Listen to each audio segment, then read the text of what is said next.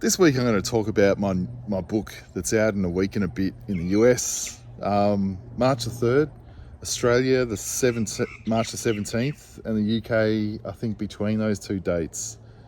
This one, You're Going to Be Okay. I was a big reader in my teens, and then I just gave up. I kind of felt like nearly all books, they could be magic, but they never were. And as soon as I'd lived a little bit of life, I went, oh no, this stuff's hard. This life can be a nightmare. I was into my early 30s, mid 30s, and thinking, how do you survive this? And it's kind of a cliche that some of the best stories can be maps out of your own trouble. And I read a lot of stories that seemed to be not maps out of my own trouble, but dug me deeper into trouble. And they're all award-winning books mostly, and all government-supported maps that lead you into worse trouble. And not out of that kind of, they'll trap you in like some kind of existential jail, a lot of those books. But there are a few books that I've talked about, especially like my last episode, who got me out of that. And it was incredible to find that books could be maps out when they were done well. All books for me they're either poison or medicine. There's no in between. They're the two sorts of books you can read. There's no, oh, this is nice. It's either poison or medicine, and that's how I still feel. I wrote this book, and it's got stuff about jobs in it, how surviving jobs, like spiritually surviving jobs, trying to make art on the side, while trying to work jobs, which is nearly impossible. Like, the biggest thing people really struggle with is, how do you do a job to pay the rent, to eat, get home and have the energy then to make art? Yeah, it was like crazy, insane determination. And that I still have that determination. Like, my wheels are still spinning from escaping from that cyclical trap. It took me a long time to flip Monday to Friday into being my weekends, and the Saturday and Sunday where I don't go outside because everyone is using that as their jail walk, lunchtime parade, Saturdays and Sundays. So I love Mondays to Fridays, and it took me 30 years to flip the weekends into being the weekdays and vice versa. It's a book about surviving 9 to 5s while trying to make art on the side. It's a book about artists and art, and almost small little aphorisms. For those with an artist's temperament, it's hard enough to survive yourself, let alone surviving yourself while inside a job that you don't want to do, or something that's completely meaningless, because art turns stuff into meaning. And when you're using that magical brain to service something completely ridiculous, you can almost implode. It almost kills off something vital inside of you. So almost like I wrote these to survive yourself as an artist, with an artist's heart inside a machine.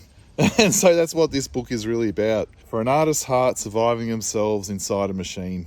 And they're just little drops of medicine on each page. It's almost like poetry meets comedy. I'm not even going to read any of it because it's all over my little reels and Instagram, and I posted it everywhere if you're familiar with my stuff. It's on Instagram, and even as spoken word on YouTube and whatnot. Yeah, I feel like it's just like a survival manual for my 30s. This is the survival manual that I wanted to write, or I didn't want to write it, but I wrote it. And realised much later, oh, that's what I've written. I didn't set out to write something that could help me, and I didn't realise it was until I received the actual book. Like months later, after I handed in the manuscript, got the book, I went, this is the book that I wish I'd read when I was 35. Seeing a book in Microsoft Word document and writing it is very different to holding it as pieces of paper. I normally print out my books on pieces of paper just to feel to feel it differently. Like I just flicking through it, and all of a sudden I was leaping around through it, going from here to the end to there, and I can't do that in a Microsoft Word document. And all of a sudden I could feel new connections happening, and it made more sense, and it told me what it was much later after I'd written it. Yeah, so it's I almost feel like I decided today it's almost kind of like Dave Tarnowski's Disappointing Affirmations meets Courtney Pepinell's Pillow Thoughts. It's almost, and they're chalk and cheese, those books, and I really like them. I respect them both for both what they do. They're both courageous in extremely different ways. There's a softness and a harshness. Softness in Pillow Thoughts, and there's a harshness. Love that about Dave Tarnowski's Disappointing Affirmations, but I also love how courageously soft Courtney Pepinell's book is. And I feel like, yeah, it only struck me today. I went, it's the weird love child of those two books. It happened like that. I don't know how it happened, but yeah, and it's by one of my favourite publishers, Andrews McMeel. That's their little logo. It's amazing to see,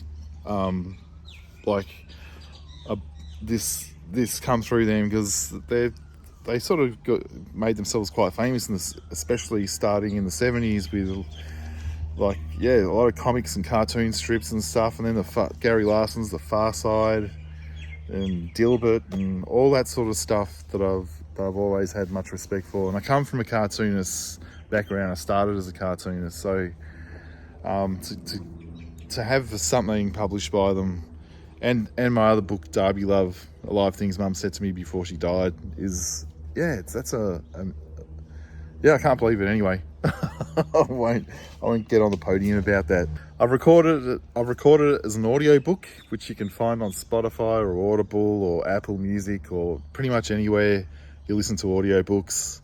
And you can and paperback, of course. I love the thickness of it. It's the thickest book I've ever written. My other books that I self-published were probably a third of the size. They were almost like pamphlets. That's what they call them, poetry pamphlets. But yeah, I'm working on a new one now, which feels like the love child of Darby Love and You're Going to Be Okay. And I'm nearly 100 pages in. I've written probably 1,000 pages and whittled it back to 94 pages or whatever. I'm aiming for 250, because I know this sounds superficial, but I love when a book is thick. This is 190 pages, but I'm aiming for 250. I love the feeling of a weight in my hands. I know that has nothing to do with quality of writing, but when a book that I love, and I love the words in it, is actually feels like a weight in my hands too. Nothing can quite beat that feeling, and it makes me feel good. I think they used to put weights in lipsticks to make them feel heavier, because they knew that they felt more. They knew that they could sell them for a higher price if they had weight in them. So yeah, it's a psychological thing as well. Just something that is thick enough. For me, this is the thickest book I've ever written. I hope you can get it. I'll put it in my link below in the notes, or the, what do you call it, the show notes for this, for the audiobook and the paperback. Yeah, I've got a really good feeling about this. A lot of people have said how much it's helped them, and I'm getting interestingly good feedback from men and women, but especially from men who say, I haven't read in years and I'm going to read this. And I find that really interesting, because the reading market is female dominated. It's just how it is. Stats, publishing industry, all that sort of stuff. So I'm surprised that I've written something that men love, who don't read, who love it. And women seem to really like it as well. Yeah, so Darby Love and You're Going to Be Okay, because you fuck no matter what. Both almost chalk and cheese, two different covers that lead to the same back garden. I can't wait to share it. It's out in a couple of weeks, less than a couple of weeks. March the 3rd in the US, March the 17th in Australia.